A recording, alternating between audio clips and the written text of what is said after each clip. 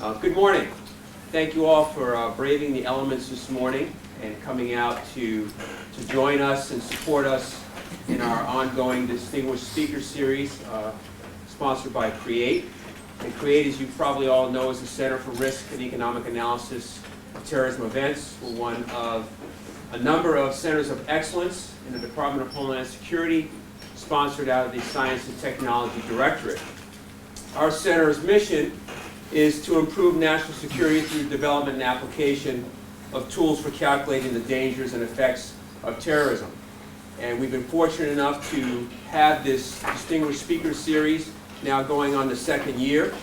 We thought it would be very important for us to provide a forum for noted experts around the world to share their insight into the challenges and some of the other issues as it relates to transnational threats, homegrown violent extremism, but more importantly, talk about some of their solutions, some of their ideas, and some of the interdisciplinary responses that we have to these issues.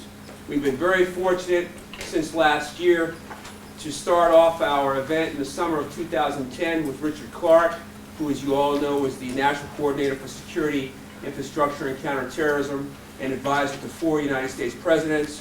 We followed that up with former Secretary of Homeland Security Michael Chertoff.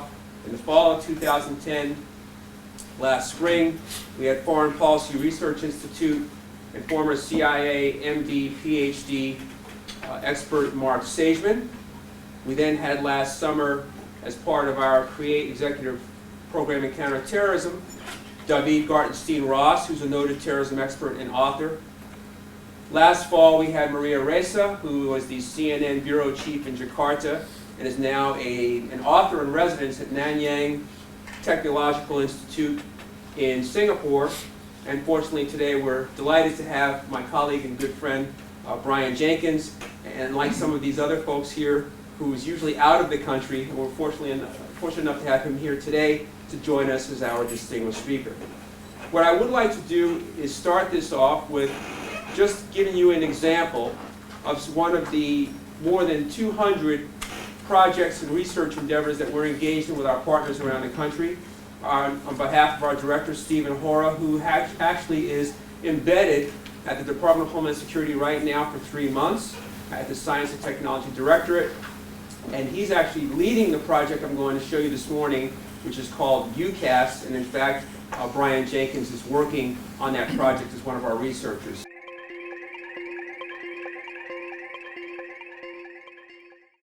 The R and the E in CREATE stand for Risk and Economic Analysis. And the project we'll be discussing is one that links these two concepts together to look at the optimum trade-offs between security measures and economic activity in an urban environment. We've titled the project Youcast for Urban Commerce Security Study. For the Youcast project, we're looking at the security and economic trade-offs in the lower Manhattan area. This is a 1.7 square mile area that has a lot of area to cover that requires a lot of protection. In considering how best to enhance security in the lower Manhattan area, a Ring of Steel model has been discussed through the launch of the Lower Manhattan Security Initiative. The Ring of Steel was originally implemented in Belfast in the 1970s. The idea there was to protect the city center by building a kind of urban fortress around the region, where they closed off all major roads and only had limited access through police-protected entrances. This idea was later enhanced and developed upon in London, where they not only took the idea of closing off the city center through closed-off roads entrances, but they also implemented chicanes and a very complex CCTV camera monitoring system throughout the city. Security measures are most effective as systems with layers of security. The effectiveness of a system of security measures is not simply the aggregation or the sum of the effectiveness of the different components within the system of security measures. Security measures, if evaluated in such a simplistic manner, may lead to a misapplication of resources, thereby increasing expenditures and not achieving optimal security. Evaluation of security measures in isolation may also not account for the synergies and the redundancies that may be present within security measures. For example, closed-circuit TVs without the presence of resources to investigate suspicious circumstances may not lead to enhanced security. The diagram you see shows economic activity on the vertical axis and risk on the horizontal axis. And the red dots represent portfolios of security measures. The question is, where do we want to be among all these possible portfolios? And the answer is, there is an efficient frontier, which is to the upper left of the diagram, that shows those portfolios that have the optimal level of economic activity given a fixed level of risk, or vice versa, for a given level of economic activity, we minimize risk. Any other portfolio that is not on that upper boundary would be suboptimal. Al-Qaeda has said they would destroy us by a death of 1,000 cuts. And what they mean by that is that we can actually destroy ourselves. If we have so much security that it suffocates economic activity, it will cost us a great deal. Security at any price is just not a good policy. What is called for is a balanced scientific approach that weighs off security and economic activity. That video, by the way, is on our site. It's one of, as I mentioned, more than 200 projects that we're working on at Create. And I have to do this because, as I mentioned, our director, Steve Hoare, is embedded at DHS right now, but our director of research, Isaac Maya, is here today, and he has the, if you will, the honor and distinct pleasure of working with some 20 institutions around the country and the world in managing those 200 projects, so I don't envy him. So, we are shared by the Viterbi School of Engineering and the Saul Price School of Public Policy. We're very fortunate and honored to have here today our Dean of the Saul Price School of Public Policy and holder of the C. Irwin and Ione L. Piper Dean's Chair in this school since 2005. He's a former professor of public policy and management at the University of Illinois. And we've had Dean not here for quite some time. He's been extremely supportive of Create. He's been supportive of our executive program in counterterrorism, having spoken at that venue and during that forum each year.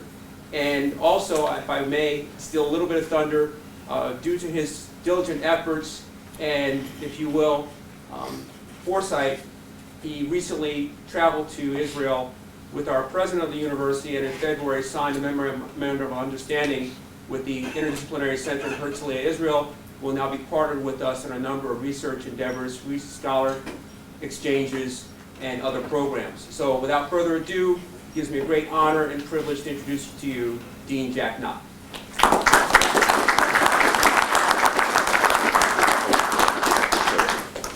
Well, welcome. This is the Saul Price School of Public Policy's primary building, so we're pleased to host you here in Lewis Hall. We're also very pleased to have this partnership with the Viterbi School of Engineering. It's been a great cross-school partnership at the university. But as you know, Create is also partnering with governments and other universities in the private sector, so it's a great public-private partnership really across the country, and we're going to make partnerships also across the world. So it's been great working with Isaac and with Errol and with Steve in the leadership of this institute, and I think it's one of the most creative, innovative institutes in the country and possibly in the world as well, focusing on counterterrorism. Intersects nicely also with our school because we also have experts that deal with issues of natural disasters, and some of the work they do on Homeland Security also overlaps with that. My main role is to introduce our guest speaker, and we're very pleased to have him here, Brian Jenkins. He's a senior advisor to the president of the RAND Corporation and the author of Will Terrorists Go Nuclear and several other RAND monographs and terrorism-related topics. And as I was driving in here this morning, they were doing a program on NPR, and it was Will Terrorists Go Cyber? And it was based on this book, Hunting in the Shadows. I've forgotten the author. You may know the author. So the nature of the threats is multiple, really, and the cyber threat was something that I wasn't fully cognizant of, but it's obviously related to most of the other threats. He served as chair of the political science department at RAND. It's probably the only thing we have in common. I was chair of the political science department at Michigan State for a while. And in anticipation of the 10-year anniversary of 9/11, he spearheaded the RAND effort to take stock of America's reactions, policy reactions, and give thoughtful consideration to what we should be doing for strategy in the future. And this effort was presented in the report, The Long Shadow of 9/11, America's Response to Terrorism. Brian has also had considerable military experience, and a very distinguished military experience. He was commissioned in the infantry, but he became a paratrooper and captain in the Green Berets. He is a decorated combat veteran, having served in the 7th Special Forces Group in the Dominican Republic, and with the 5th Special Forces Group in Vietnam. And he returned to Vietnam as a member of the Long Range Planning Task Group and received the Department of the Army's highest award for this service. And he's also worked with the White House. In 1996, President Clinton appointed him to the White House Commission on Aviation Safety and Security, and from 1999 to 2000, he served as advisor to the National Commission on Terrorism, and in 2000 was appointed to the U.S. Comptroller General's Advisory Board. And in addition, he's an expert on transportation and surface transportation security, having been a research associate at the Mineta Transportation Institute, where he conducted research on protecting surface transportation against terrorism attacks. So an amazing record, a wide range of experience, both here and abroad in counterterrorism, and it's our great pleasure to have him as our guest speaker. Thank you very much, Dean.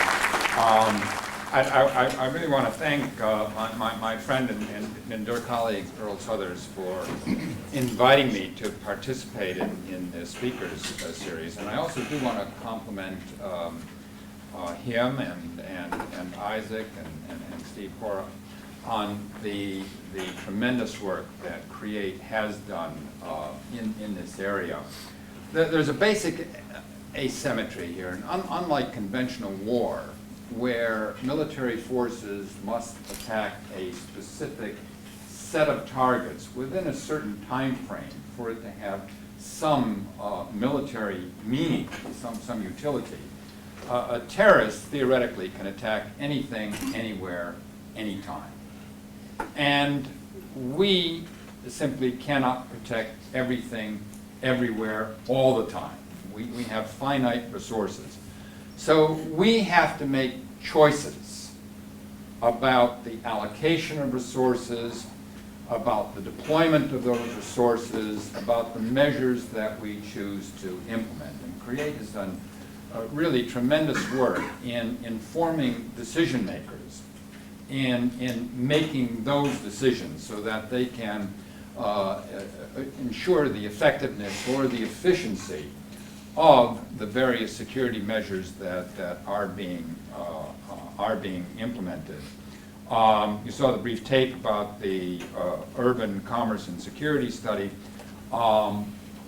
Our contribution to that, one report just came out, which I will promote, and that's called Carnage Interrupted, and it's an analysis of 15 terrorist plots against surface transportation.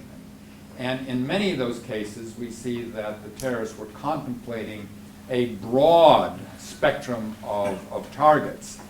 And then, on the basis of what they thought was suitable, operational considerations, their capabilities, vulnerabilities, things of that sort, they focused on a specific target. In some cases, for capricious reasons. A forthcoming report is going to really provide greater detail to the issue that, the brief history that Heather mentioned in the brief clip there, and that is actually looking at the experience of creating these urban security zones or urban defense zones. So it looks at Belfast, it looks at London, It looks at the experience of Paris and some things they did, although they didn't have a formal ring of steel. It looks at the experience in the city of Washington. It looks at the construction of the security wall in Israel. It looks at the Lower Manhattan Security Initiative, and it tries to distill some basic principles from those actual historical experiences. We're going to cover a number of topics today. We're going to talk about some of the fundamental challenges in the analysis of the terrorist threat. That's where I spend most of my time, trying to get the terrorist threat right. We're going to talk about where we think we are in the overall effort against Al-Qaeda and the jihadist terrorist enterprise. And we're going to talk about the threat of homegrown terrorism. And then, quite frankly, I'm going to go off message here a little bit and talk to you about some of the developments that we've seen in our society over the past 10 years that cause me some misgivings. I would not make it, I would not be accepted into the ranks of civil libertarians. It's not where my basic sympathies lie. On the other hand, there are some issues here where I think we're treading against some issues here in terms of provoking backlash among the public, and in doing some things that you really want to take a step back and think carefully about. And so this is complicated business. I also want to thank all of you for being here. I know that you've got busy schedules.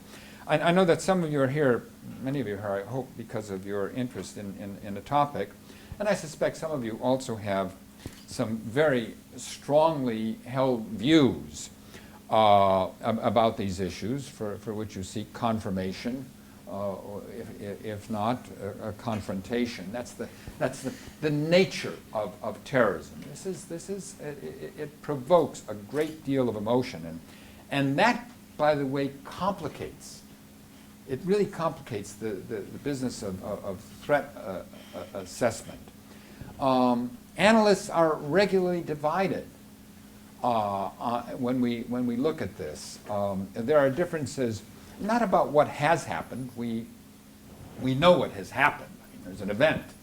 But often about how to interpret the event. For example, was 9/11 an anomaly, an outlier, not likely to ever see anything of that scale again, or was it the harbinger of things to come?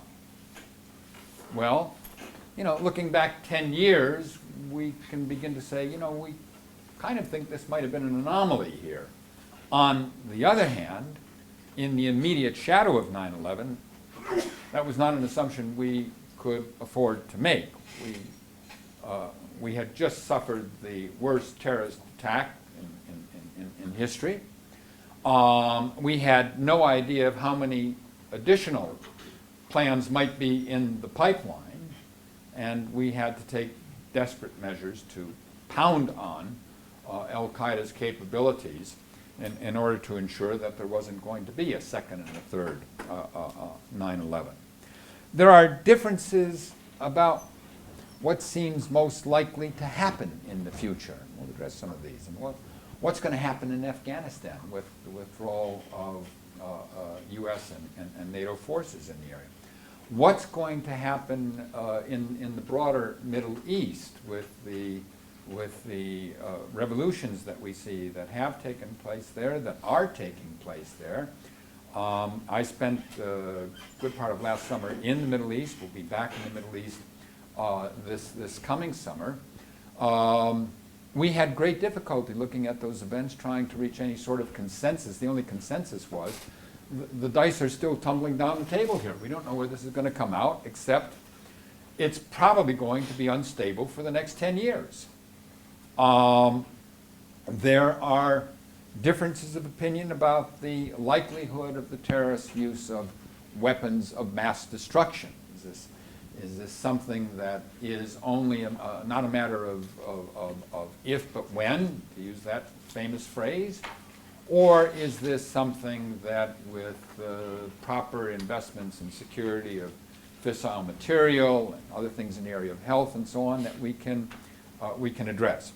There are great differences about exactly what is the threat to the United States. Is it still Al-Qaeda and its like-minded fanatics?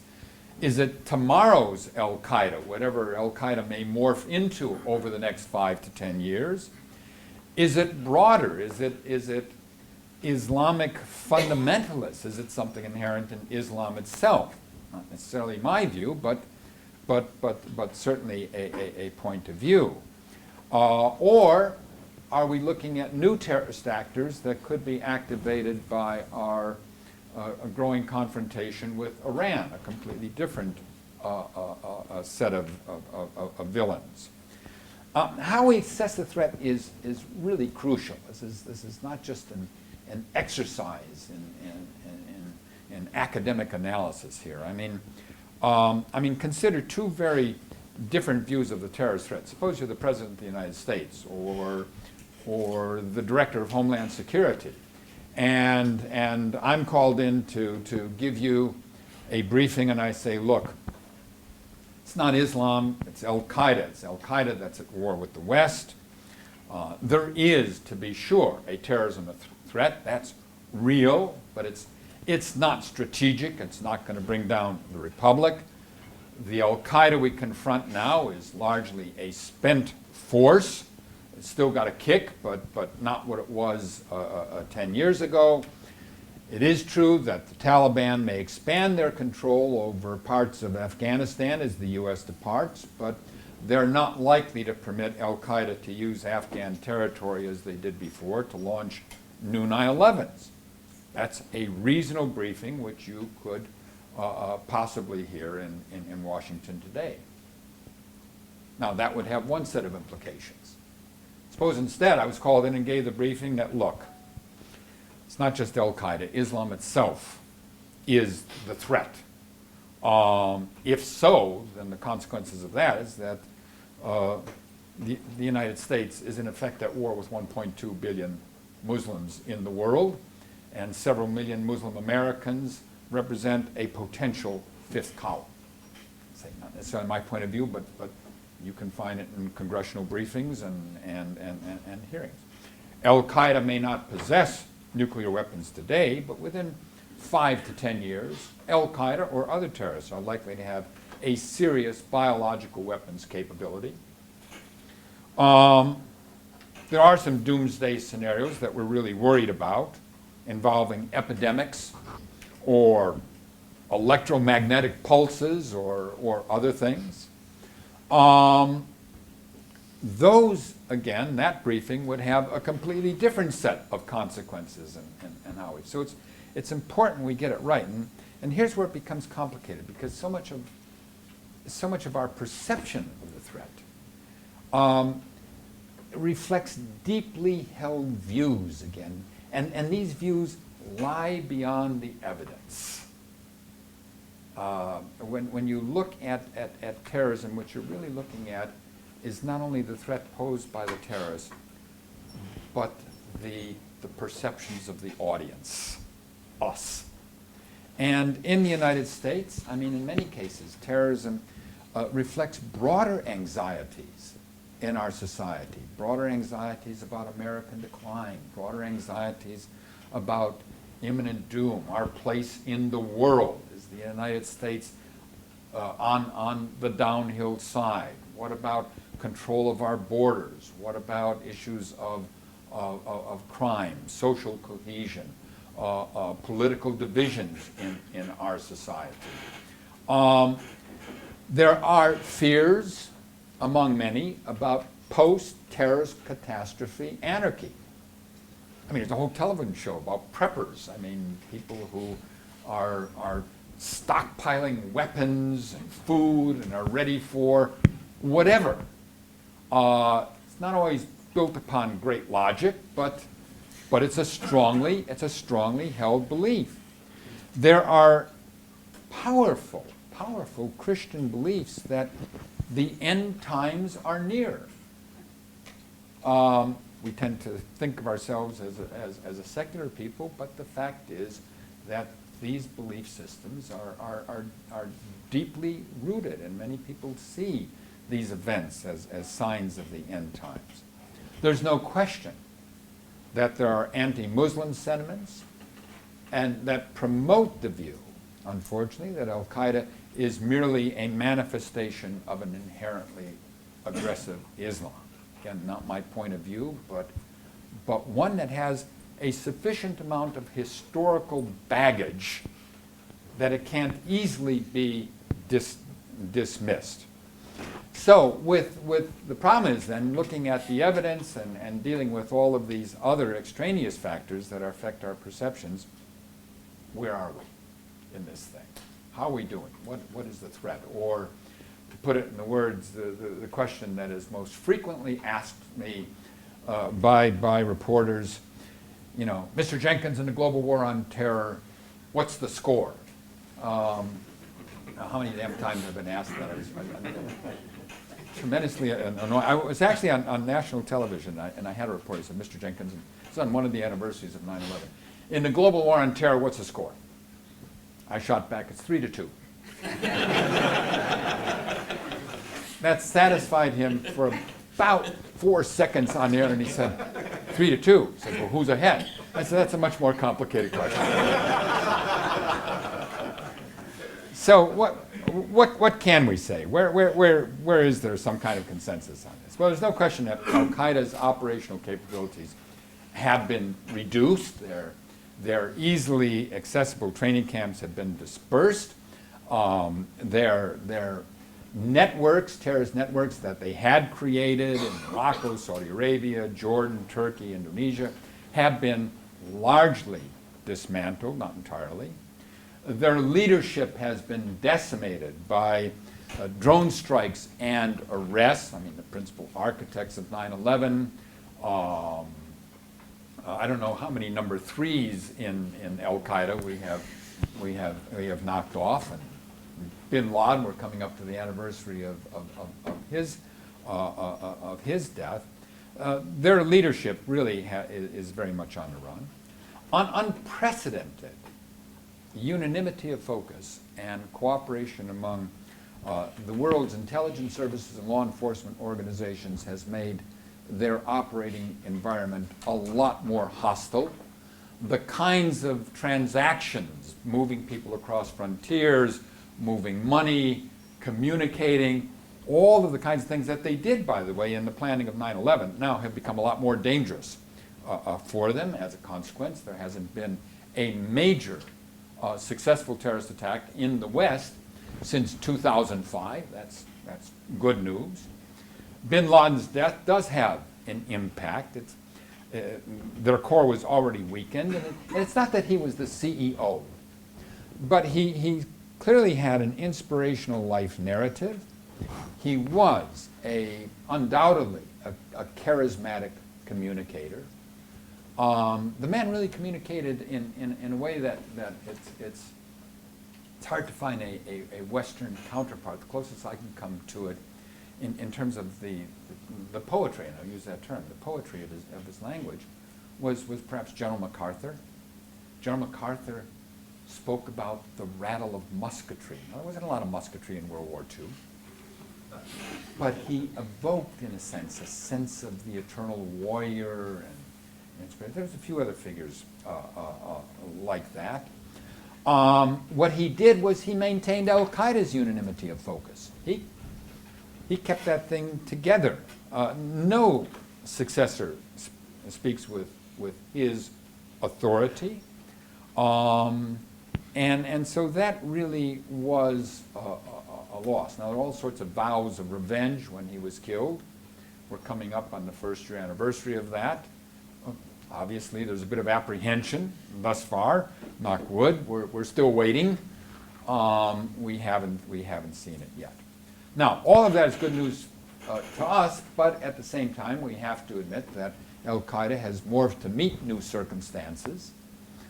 The Al-Qaeda today is far more decentralized, far more dependent on its affiliates, which are still very much in business. Al-Qaeda in the Arabian Peninsula, Al-Qaeda in the Islamic Maghreb, Al-Qaeda in its recently announced formal now alliance with Al-Shabaab, Al-Qaeda's growing influence in the Sahara and Sahel regions of Africa. So they're still in business, albeit more decentralized. They are more dependent on their allies, Lashkar-e-Toiba and various other floating crap games in Pakistan, who have been radicalized by Al-Qaeda's ideology. And they're far more dependent on their ability to inspire a homegrown terrorists. And this has been a fundamental shift in strategy, an embracing of do-it-yourself terrorism as a strategy. And this means a more diffuse threat, less destructive perhaps, but potentially dangerous plots that are harder to detect. To support this strategy, they have made a major communications effort. There's a big recruiting effort. It's done through jihadist websites. There are thousands of these. There are the handful of those that are the official organizational websites at the top, and there's sort of a second tier where well-connected jihadist strategies discuss these issues, and then you come down to this mass of sort of do-it-yourself online discussions, the chat rooms, the other things where people beat their chests and boast and make threats and exhort each other to action. There was, until last fall, online magazine called Inspire. If all of you are old enough, but back in the 50s and early 60s, there were magazines like, men's magazines like Saga and Argosy and things like that. They were men's adventure magazines. They always had, some guy in a front cover that looked like Arnold Schwarzenegger, torn shirt, python curling up his leg, 50 caliber machine gun in one arm and gorgeous broad in bikini in the other. And these were adventure magazines. And they had articles about weapons, and they had things. Inspire was kind of like that. I mean, a lot of graphics and sort of my adventures in jihad. And by the way, here's how to disassemble and clean an AK-47 and put it back together. Now, not a lot of guys reading Inspire online had AK-47s, but it allowed a kind of vicarious participation. They were part of something. This was sort of like, political porn. You could watch this. And so they made this big effort, a big retail effort, a lot of retail outlets. What are the results? Well, let's take a look at the numbers. And here, happily, we can get really empirical. We can actually have stuff to look at. Between 9/11 and the end of 2011, there were 96 cases of jihadist homegrown terrorism. Now, I'm not counting Hamas and Hezbollah fundraising activities. I'm looking at Al-Qaeda, Lashkar-e-Toiba, the jihadist terrorist enterprise. 96 cases. Those involve terrorists, either an individual providing material assistance to a terrorist organization. That's an area of crime that has been expanded since 9/11, fairly broad. It includes those who attempted to go abroad to join jihadist fronts in Somalia or Pakistan. And it includes those who most seriously plotted to carry out terrorist attacks in this country. In these 96 cases, there were 192 persons who were either indicted or self-identified. I mean, in some cases, they were never indicted, but they ended up turning up in Somalia with an explosives vest attached to them. So 192. That's a tiny turnout. That really is. I mean, there are several million Muslim Americans. There's no precise figure on that.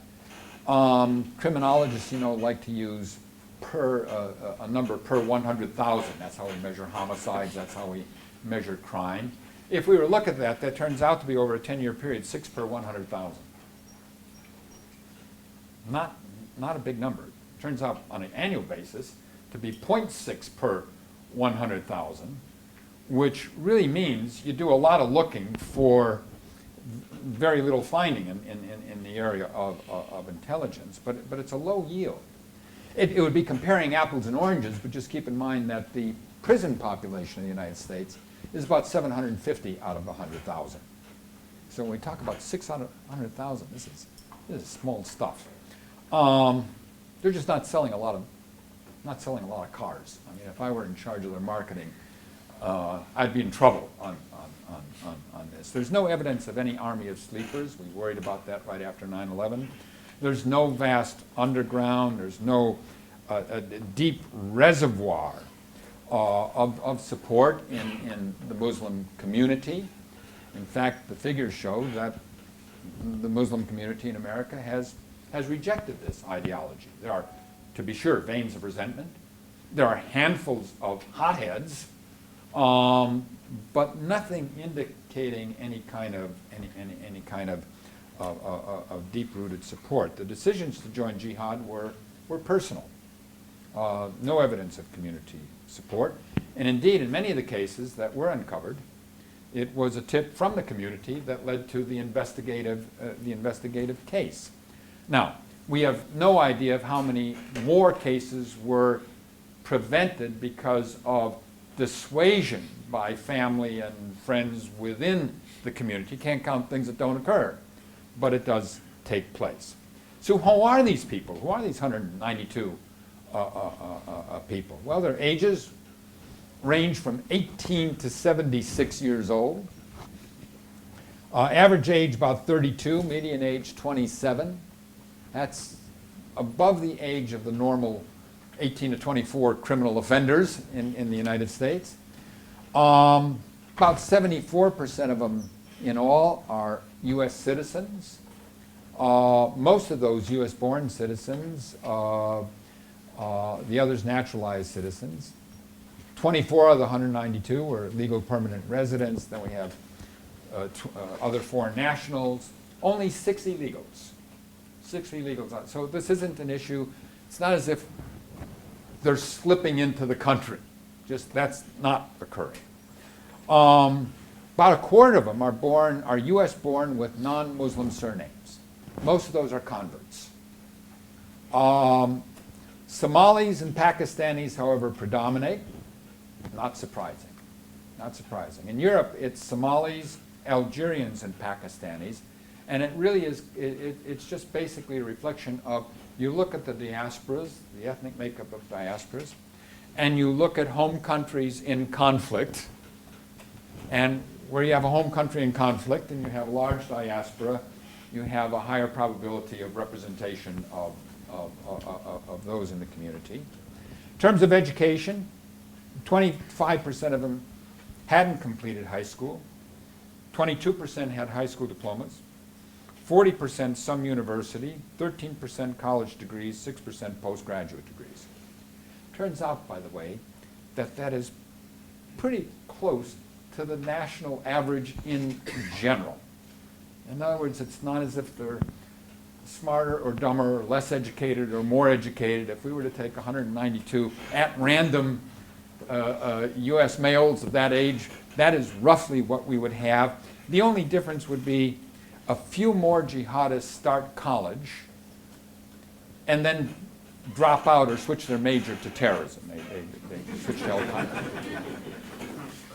Why do they do that? Why? Religious belief is a component, but it doesn't appear to be the key factor. Personal grievances, personal circumstances, sense of anger, desire for collective revenge, really important.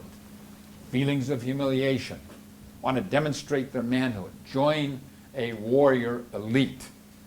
So, you know, we've got some troubled people in crisis who basically, for them, self-medication is Al-Qaeda's ideology. I was asked after Nidal Hassan's attack at Fort Hood, Texas, by Senator, and I was testifying before the Senate, Senator Lieberman. He said, Mr. Jenkins, he said, some people have described Nidal Hassan as a terrorist. Others have described him as a very troubled man. Where do you come down on this? And I said, the two aren't mutually exclusive. Terrorism is not an activity that attracts the well-adjusted. You know, for some of them, it is adventure, participation in an epic struggle, glory. They say solution to personal crises. In some cases, they're just pulled along by pals. Now, what's interesting, by the way, is when we look at this, so much of this is one-off.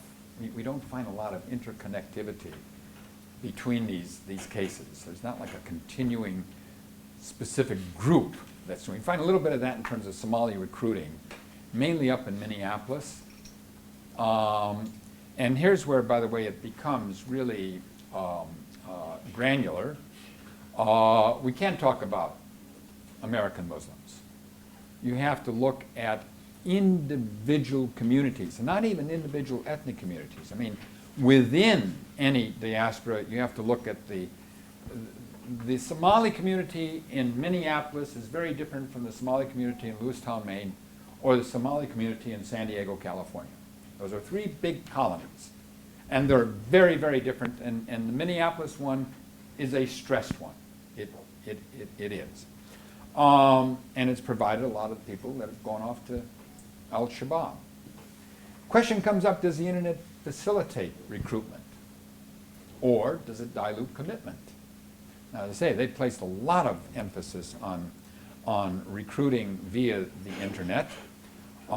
Certainly, the internet allows a lot of people access to this ideology, but that also means it allows individual as opposed to group activity. In other words, you can come on and you can interact with the internet and not have to be a part of any group. And there's bad news for us, and that makes them hard to detect unless we're watching the internet, which we are. But it also means that they're not getting together in some cases to actually do things, which is good. 68% of the terrorist plots uncovered in the United States carried out by a single individual. Now, it does also allow them the opportunity, as I mentioned, to boast, to threaten, to exhort, to vent. They can have all sorts of psychological satisfaction without any physical risk. Used to be that Al-Qaeda was very skeptical about this and was telling the brothers, push back from the monitor and actually go out and do something.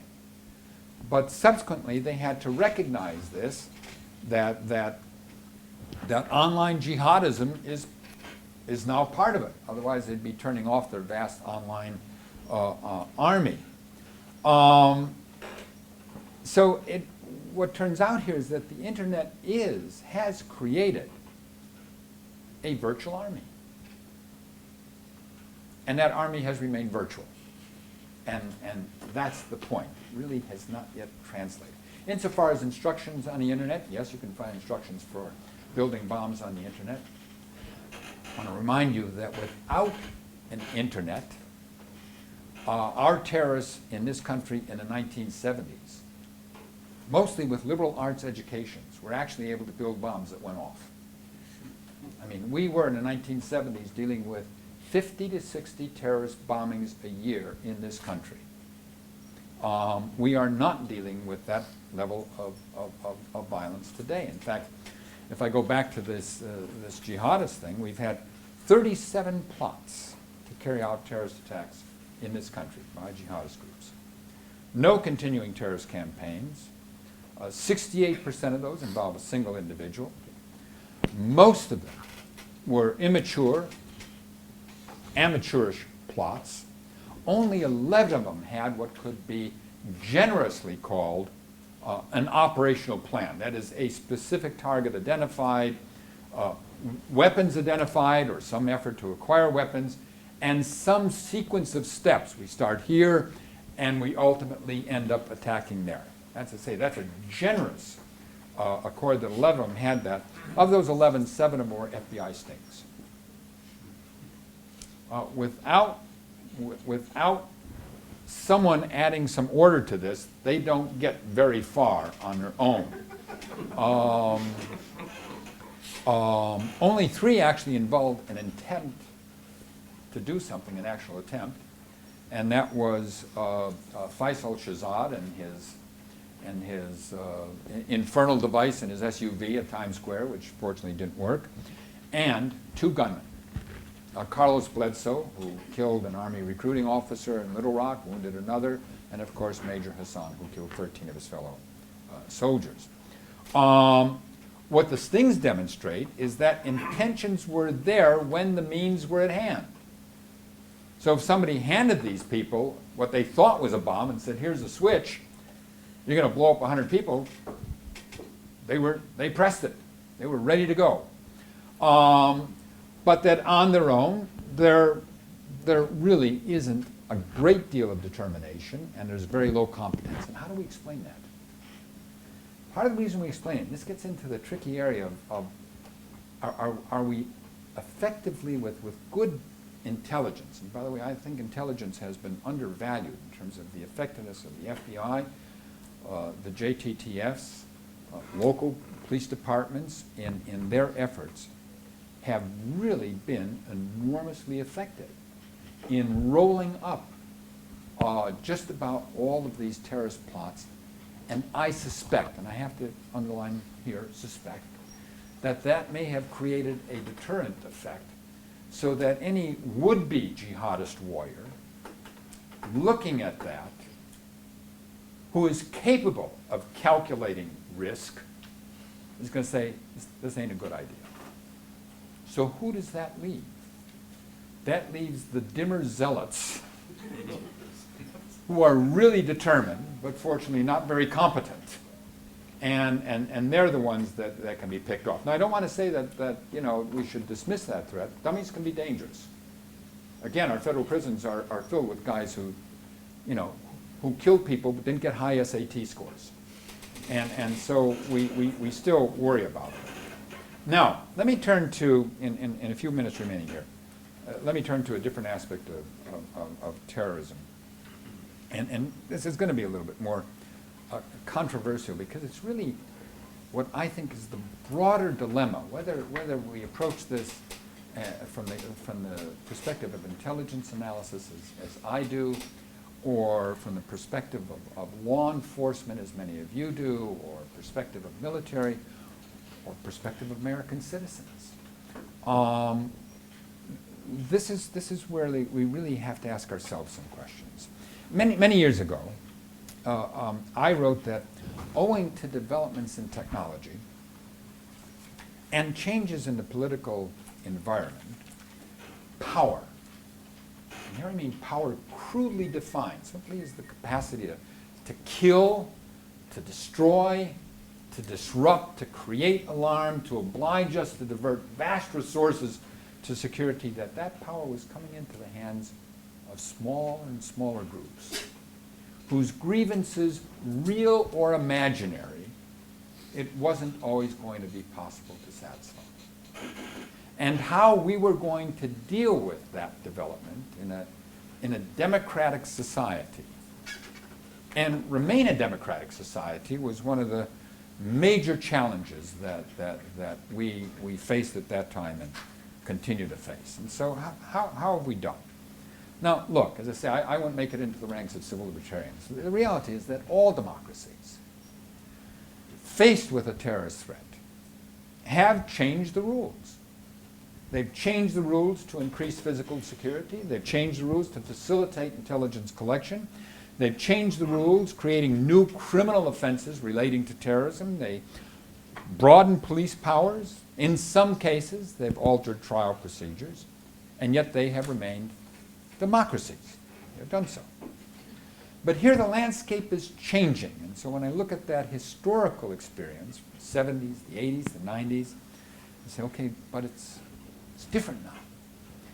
Terrorism has, first of all, demonstrably escalated from the mostly symbolic violence, little bombs going off in front of buildings in the 1970s, to the determination of today's terrorists to kill as many people as possible. That is a fundamental change.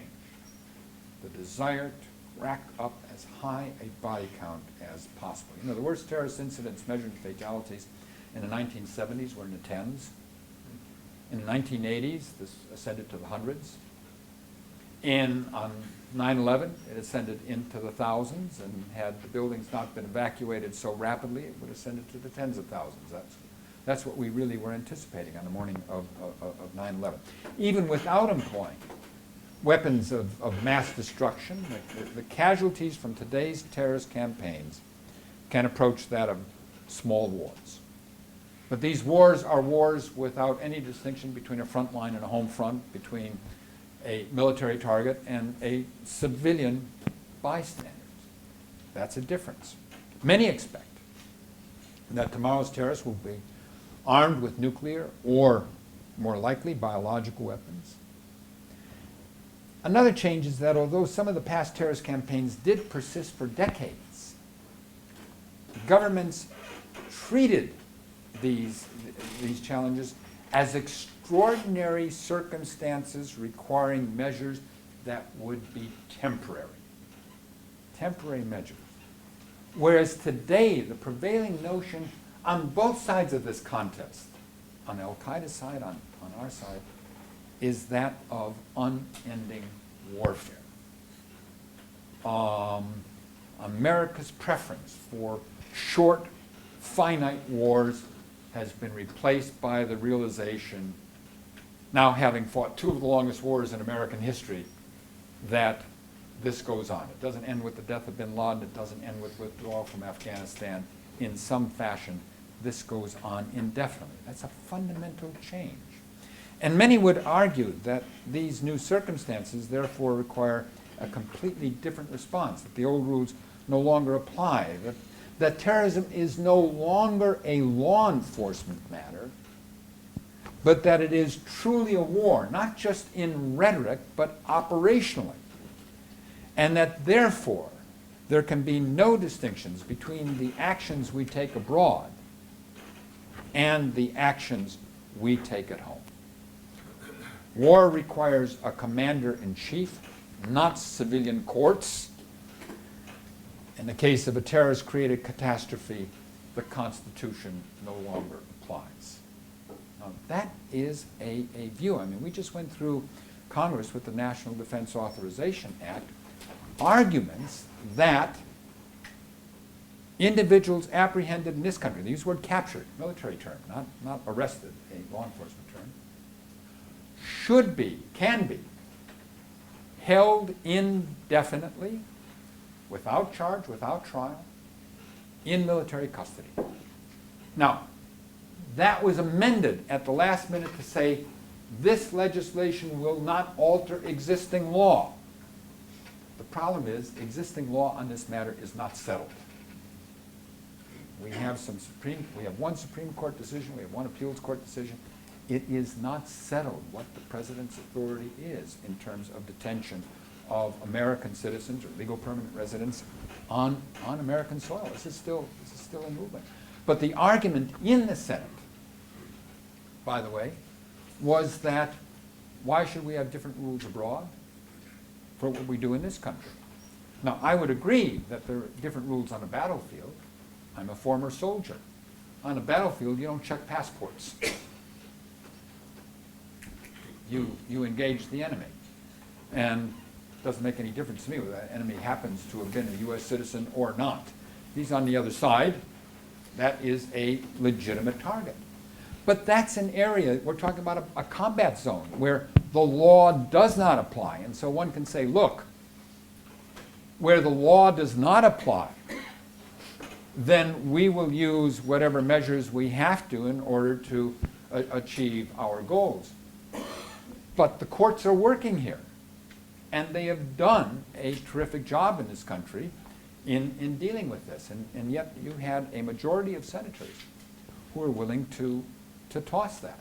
That causes some misgivings. They wanted to authorize indefinite detention, military custody for all terrorist suspects, whether apprehended abroad or in the United States, including U.S. citizens.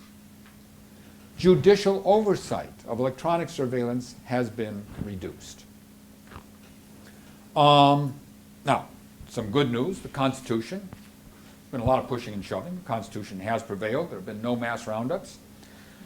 Habeas corpus has not been suspended. Civilian courts are still in business. And regarding this recent law, the President of the United States promises that American citizens arrested here will not be indefinitely detained or held in military custody.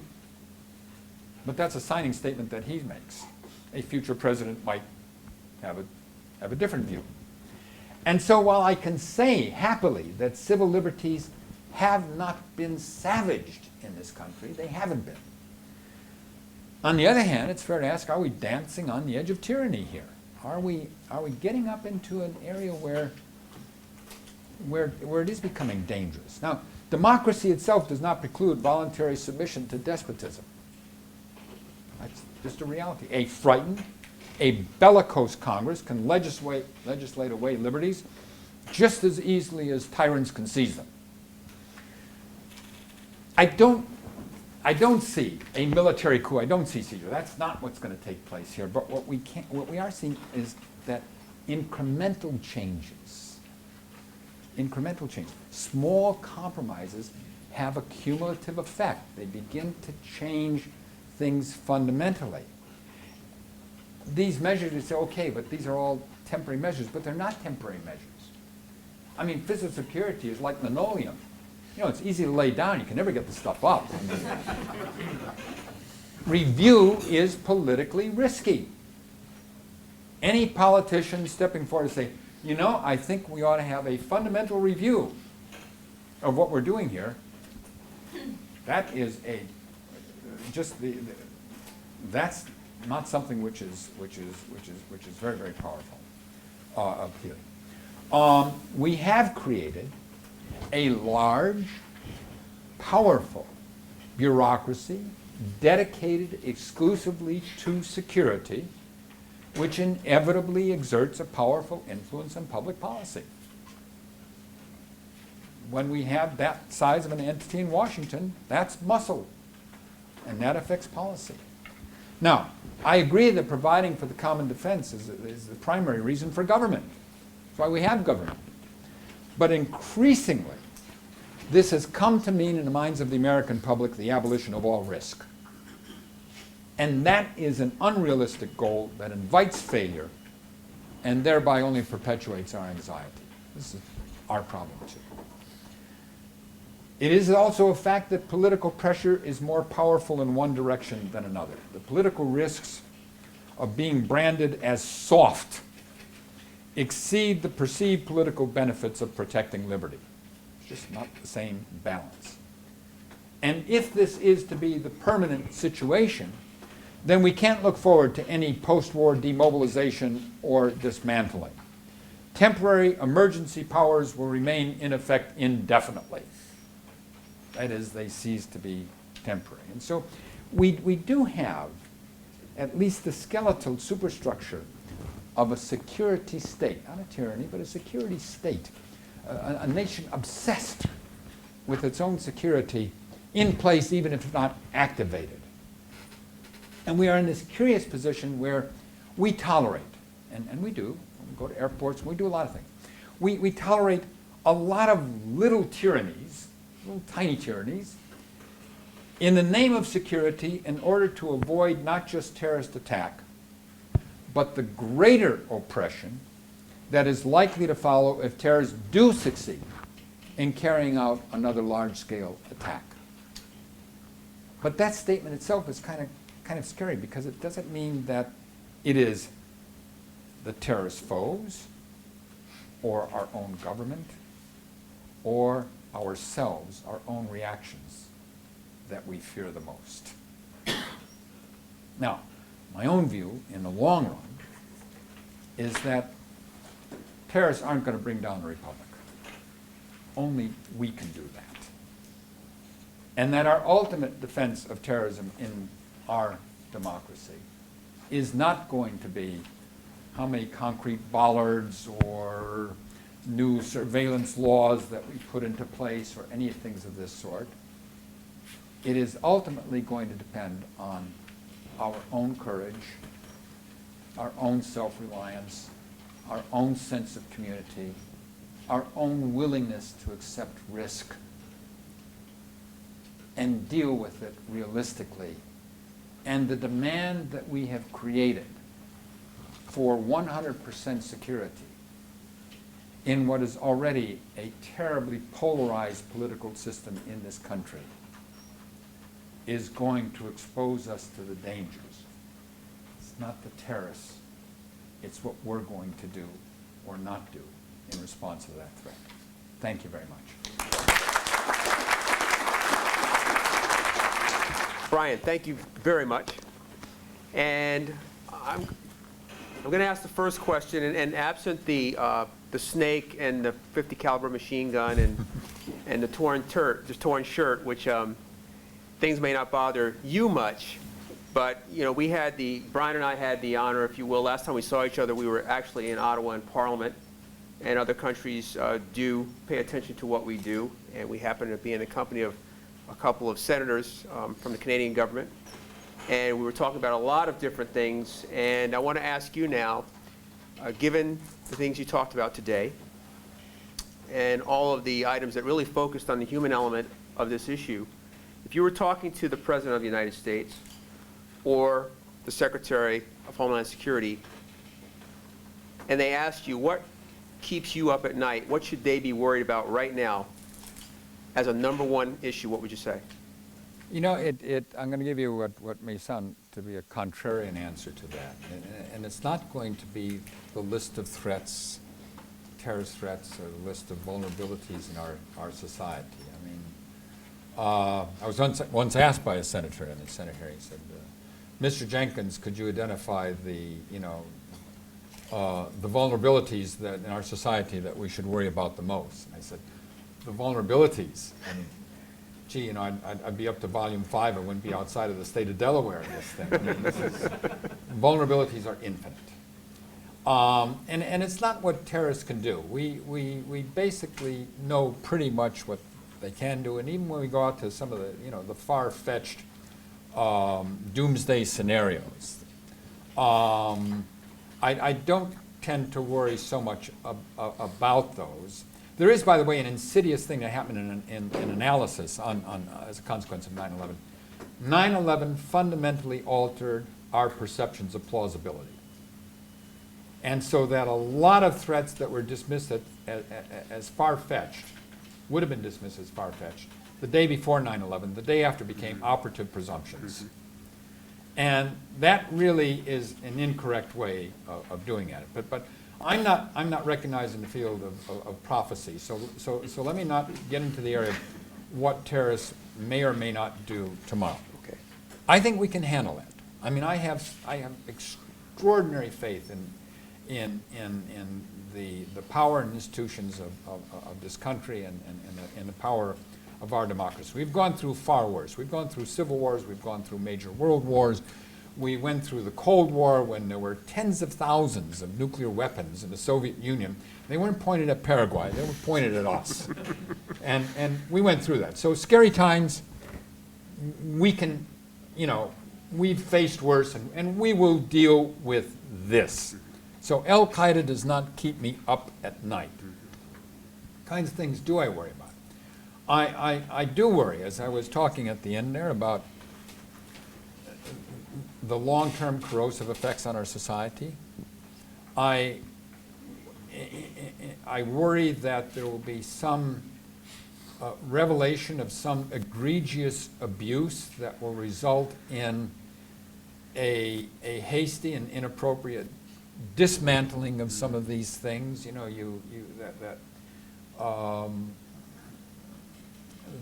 the news media is hyperactive and the public's very fickle, and a lot of things that have been put into place that are working. One thing goes wrong and people say, well, we'll get rid of all of that. And so that's a concern. I do worry broadly about the partisanship in our current politics. I know politics is a rough and tumble business, and I've been around the block a few times on this, and I have no illusions on this. But I often fly back from Washington, D.C. to California here saying, you know, Bin Laden is enemy number 2. And that's the way they look at it in Washington. I mean, everything that goes wrong is an opportunity to take a shot at the other side. Guys across the aisle, guys across the street, guys across the river, guys across the hallway. This is all and I don't know that they can spell national interest anymore there. And that is a concern I have about our society. Okay. Final thing, if I were advising the Secretary of Homeland Security, is this is going to go on for a long time. Right. And so whatever we do better be sustainable. Exactly. And I don't mean just sustainable in terms of budget. Given fiscal realities, it has to be sustainable in terms of budget. But in terms of our political system, in terms of our economy, in terms of its effects, back to the study Creator's working on right now. If we're going to impose a bunch of security measures, we got to make sure that we don't shut down the economy and the democracy at the same time. And so let's really think hard about every new measure before we ratchet it up. There's an American tendency to want to be seen to be doing something whenever something goes wrong, when sometimes the right course of action may be, yeah, wow, that was a close call. Yeah, we got to work hard, but this is precisely the right time to do exactly nothing. Right. Thank you. Arif, I'll repeat your question. Sure. Brian, I couldn't agree with you more, especially having spent the last 3 years in Washington, D.C., especially sort of the attitude the country has now of sort of zero tolerance. And in fact, a failure of an attempted attack is seen as a failure of the entire national homeland security enterprise. Yes. But my question to you is, so how do we change that? How do we, because as you mentioned, it is very problematic in so many ways. That is a problem. I mean, how is it that Americans have come to have these entirely unrealistic expectations about security? Part of it is a long-term trend, by the way, that precedes 9/11, and that is in a litigious society, we have worked hard to abolish risk and punish sources of risk systematically, so that you can't send a kid to school with a peanut butter sandwich anymore because somebody might have peanut allergies in the school and so on. I mean, this is a national obsession with and actually things are getting better, which is really extraordinary in a world. If you look at, I mean, I would have, when he was still alive, I'd have these great arguments with my father, who was a veteran of World War II. He was in Patton's army.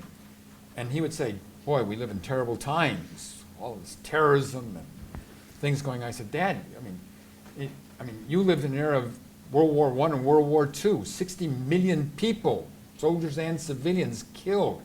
The 20th century was the bloodiest century in history.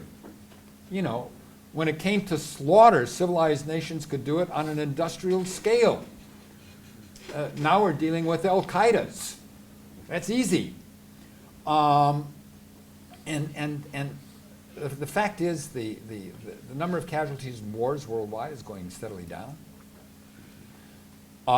In the United States, in the early 90s, mid-90s, homicide rate in this country, about 25,000 a year. It's about 15,000, 16,000 a year now.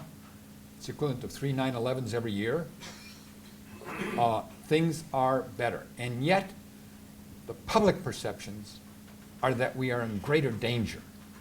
And there's a disconnect there. Part of it, I think, was a mistake in communications and messaging by the political leadership. And I say this, I'm a ferocious nonpartisan, by the way. And it's that basically what we have told the public is, you stand aside, we're going to take care of this.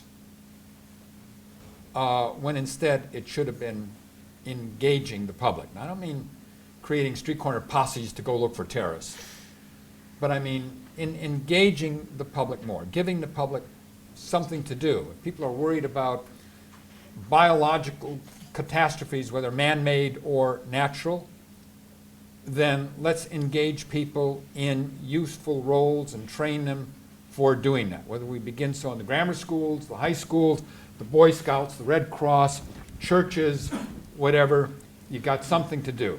In Israel, by the way, they engage the citizens a lot, not because they necessarily think that the citizens are going to individually make this huge contribution to national security, although they do, but the fact that they are engaged and have a useful function is a very good antidote to needless fear. So let's get real about risk. Let's have politicians with sufficient courage to say, look, you know, we're not going to, can't stop every doggone bombing in this country. And it used to be worse in the 70s, by the way. Let's get real about the numbers here. And let's engage the public and build on American traditions of courage and self-reliance. That's what we're supposed to be about, instead of treating citizens as all potential victims. And I think that's the first step. Thank you. Brian, in your view, does the fact that traditionally the Al-Qaeda, taking the focus of overseas, has been, that Al-Qaeda has predominantly been dominated by Sunni extremism, and the fact that Hezbollah is essentially an extension of the Shiite-based government of Iran, does this make an essential baseline disagreement and source of mistrust that would prevent the Al-Qaeda from essentially standing on the shoulders or availing themselves of the infrastructure of the Hezbollah? Really good question. And here we have some fundamental difference. By the way, Al-Qaeda is Sunni, and it is quite happy blowing up Shia. It has no problems about that. In Al-Qaeda's worldview, infidels, Shias, apostates, all legitimate, appropriate targets. Some differences of opinion within Al-Qaeda about that when Zarqawi in Iraq was busy slaughtering fellow Muslims. Zawahiri, number 2 in Al-Qaeda, said, you know, not sure all Muslims are going to readily understand this. You're doing our constituency some damage there. And that, by the way, is one of the major strategic mistakes. I mean, Al-Qaeda, I think, made three major strategic failures of Al-Qaeda. One was 9/11 itself, believing that blow was going to drive America out of the Middle East. Didn't work. Or that it would provoke America into the Middle East and Al-Qaeda would be the beneficiary. That didn't work either. Second one was the slaughter of Muslims in the terrorist campaigns that followed, which if there was very little chance of a Muslim uprising on behalf of Al-Qaeda coming out of the chutes, after that they had destroyed whatever sympathies they had. And the third was, which I mentioned, the failure of their ability to arouse a serious, large-scale homegrown threat. That's a battle that America won. America's power of assimilation of communities and tolerance defeated Al-Qaeda's ability to try to break that. Now back to the Sunni thing. Hezbollah does have a worldwide network, Shiite-based, largely Lebanese-based. among Lebanese diaspora in South America,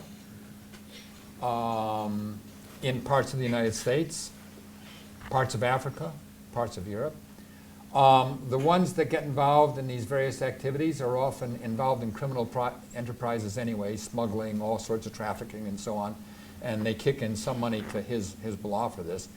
That network has been used primarily for fundraising for Hezbollah, on occasion for terrorist activity, and certainly it is a network that Iran could activate, and that would be a new threat. But it's not one which al-Qaeda can easily fasten itself.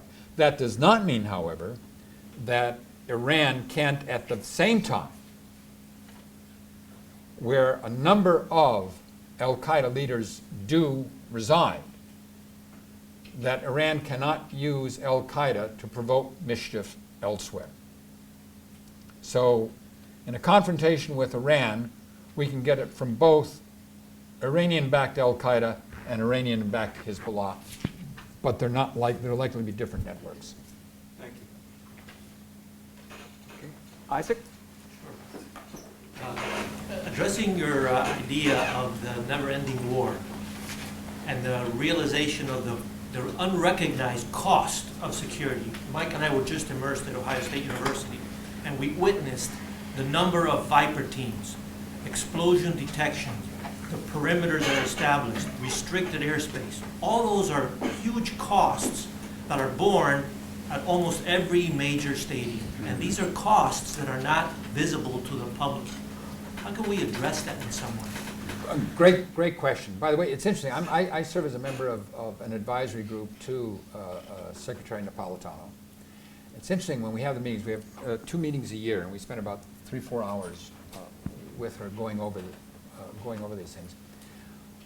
Her single worry when she asks questions of the group is, what should I be worried about? What new threat is out there that I've got to have?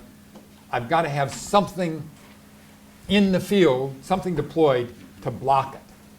Because her perspective, the department's perspective, is that they have to block every conceivable possible threat. And so, this year it's cyber. So, got to block that. And biological, got to have that. And that's what happens when you create, which I was in favor of doing really, but that's what happens when you create a Department of Homeland Security. It views the world exclusively through a security lens, and it will populate every possible threat with a countermeasure. Now, how do we get past that? First of all, it would be nice to have, you said nobody counts the cost of these things. I would love to see government produce, Department of Homeland Security produce, or OMB produce, the counterterrorism budget. What is this nation spending in all of its departments, DOD, DHS, HHS, what is it spending at the federal level, and how is that allocated? Because we talk about strategies. Strategy is an allocation of resources. Does the allocation of resources match up with any notions of strategy and threat, or is it being driven by something else? We know that there are a lot of other drivers in it. So can we come up with the counterterrorism, putative counterterrorism budget? Can we add to that the budget that the state and local governments are paying and the private sector? And come up with, what is this? Is it a trillion? Is it a billion? What is it in terms of numbers? Difficult to do, but it would be very, very useful. I think, just as kind of a cautionary note on new security measures, is I would, I know it's a pain in the neck for developers to have to write environmental impact reports. But I would say before we do something like deploy 1,000 body scanners, that we want to have not only an estimate of the additional capital investment, but the operating and maintenance costs over 10 years, the effects on the economy, the cascading effects of any measure. And so I'd like to see that imposed, that before we add one more thing, we have a good discussion of what's this really going to run us in direct costs and indirect effects over this long run. We don't do that now. We just don't do it. If we conveyed that if we're investing in homeland security, we are not investing in curing cancer or feeding the homeless, as soon as we start making those trade-offs, we start thinking about those things that you're just pointing out. Right. No, I agree. You can't make, by the way, it's really hard to do strict cost-benefit analysis, and we know that. But certainly we can get better at, and I don't mean just dollar figures, I mean in the broadest sense, impact on economy, impact on society, and so on. I mean, if we proliferate inner perimeters in our society, I mean, create kind of a neo-medieval society where you move from one perimeter to another. What does that really mean in terms of society itself, economy, all transactions, human intercourse, all of that? We just don't think in that direction. The analysis has not taken us in that direction. Professor Krieger. Your remarks about homeland security remind me of what the Defense Department does in the following, now does. You have the Quadrennial Defense Review, which is, partially ritualistic, but they have to think about it. And there's probably a presidential directive about what the national grand strategy is, or at least, something like that. So, and Charlie Wolf wrote an article 40 years ago, 30 years ago, called "The Costs of the Soviet Empire." One guy. So it strikes me two things. What you should tell Napolitano to start doing is, one, we want strategy explicit. A grand strategy, which includes all of your various things. I suspect we spend too much time worrying about Muslims and not enough about something else. That's just my intuition. If they were Christians, maybe they would get less attention. But the second thing is someone, and it doesn't have to be a committee, maybe you, sits down, who knows these things, and makes a rough estimate. You don't need a large committee to do this. You need someone who looks at the budget. An economist maybe. Sure, it's hard to get multipliers and so forth, so maybe you'll only be able to talk about expenditures. All right? And maybe some opportunity costs. I don't believe, by the way, that you're going to trade off money spent for defense or homeland security for something else. That's not how the budget works. You may think it works. You'd like it to that work. No, it doesn't work that way. As far as I can see. So I think it is totally possible to get what you want. But the thing we don't have is that kind of strategic overview of homeland security that, for example, is standard production for DOD. I couldn't agree more. DOD is more sophisticated. I mean, been at this longer. Years to get to that. I know. Yeah, but I mean, they got there because they've been doing it for a much longer time. And also Goldwater Nichols and a whole bunch of things came along. You get at this one of two ways. You say, look, how much are we spending and how are we spending it? And that is our strategy. Or you say, this is our strategy. How much are we spending and how are we spending it? Does it match? No, they won't match ever because of politics and yeah. Don't try for rationality. Just no, it's crazy. That's a sure way to be unhappy. No. Because if there were an Everett Dirksen around, how much more Illinois would get than other places? Yeah. That's not the point. The point is to have some statement and some idea what the numbers are. They'll never agree because there's federal budgets are always about other things. Right. But both of them would be useful to have. Mm-hmm. Right now, we have lots of agencies with lots of missions, but as far as I know, there's no grand strategy. The grand strategy we do have is more. It's when you look at what we call our counterterrorism strategy. It's really desiderata. I mean, it's yes, we want to prevent, disrupt. It's a list of things we'd like to do. It doesn't really take us to the next step as well. How are you going to really, how are you going to really do that? And what does that really mean? Let me give you two examples, and then I'll shut up. One, after World War II, We followed George Kennan and had containment as a defense policy. And eventually, more recently, we have selective engagement. For a while, we had let's find everything, Dick Cheney's 1% idea. But that's just too expensive and crazy. But the point is, there are ideas floating around, whether it be containment or selective engagement. But there are really good ideas, but I don't hear them. Do you hear them? You know, there are islands of thought within this sort of sea of bureaucracy that exists. So, you know, can you say, yes, have you seen a smart thing here and a smart thing there? And the answer is yes. Overall, no, it isn't. The process is very much reactive to the latest event, reactive to the latest threat. And I don't disagree that political pressures are ultimately in Washington guide everything, influence everything.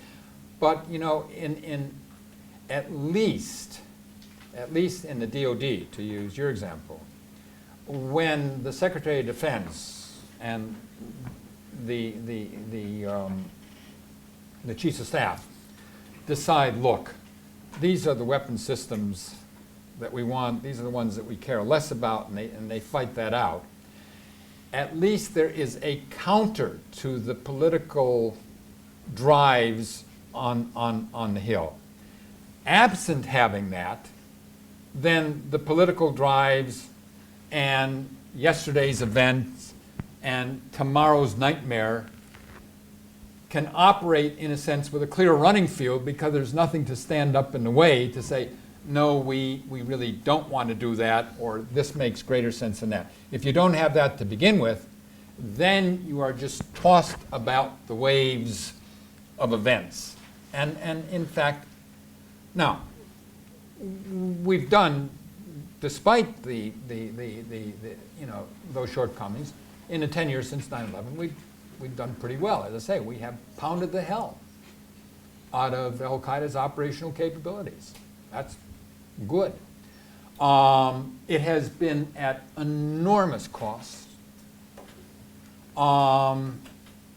And given the costs, I would assert we can't go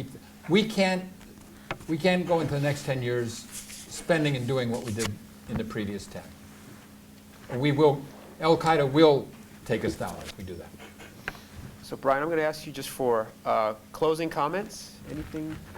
No, I mean, what you know, interesting enough, I've been at this for a lot of years. And what's fascinating about the topic of terrorism and most challenging is you start out dealing with what you think are the basic tactical kinds of issues. I mean, gee, or small issues. How do terrorists make bombs? How do we stop the bombing? You know, terrorists take hostages. How do we bargain for human life? Things like that. And over a period of time, you really begin to realize that you're dealing with much broader, fundamental, philosophical issues. What are the basic values that we are trying to protect? What values govern our measures in protecting us? What is the right thing to do in every sense of that word? And that really gets tough. Having said that, let me just go back to where I was before. I just have extraordinary confidence in this nation. Mm-hmm. And yes, I do have worries about all these things that I mentioned. I do it. I think we will come through this. I don't think we have been well served by our political leadership. I don't think we have been well served by our media in all cases. I don't think that we have been. I don't think we have been well served by, quite frankly, the civil liberties community. I think in many cases,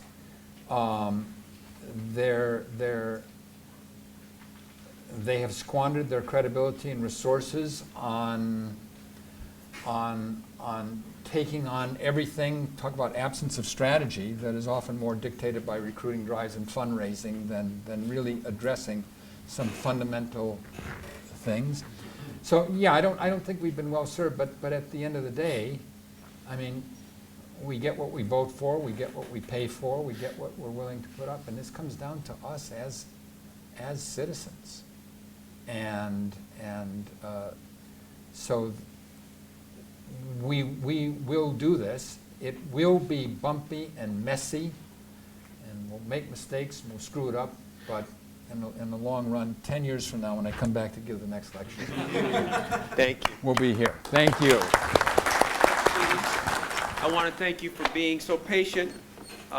We have a tradition here, and so Brian, on behalf of University of Southern California, on behalf of CREATE, we'd like to thank you for a wonderful talk today and give you a token of our appreciation as another distinguished speaker.